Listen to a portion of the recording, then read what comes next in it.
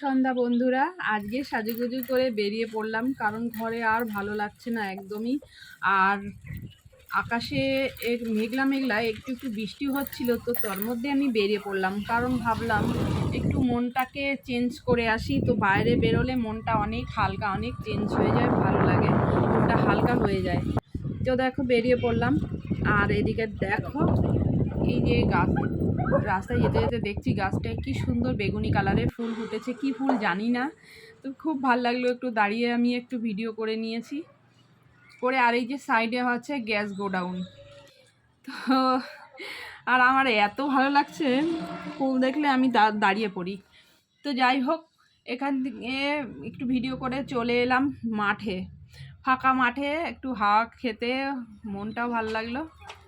তো এদিক দিয়ে দেখো যাচ্ছি, যেতে যেতে দেখছি এই বাড়িতে দেখো কি সুন্দর ফুল ফুটেছে। তো চলো, এখানে আর একটু ভিডিও না করে আমি আর পারলাম না।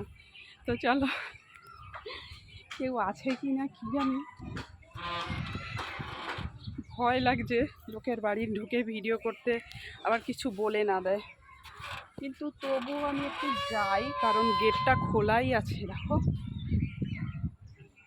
তো চলে এলাম, জানি না কি বকাশকা দেবে কিনা জানি না।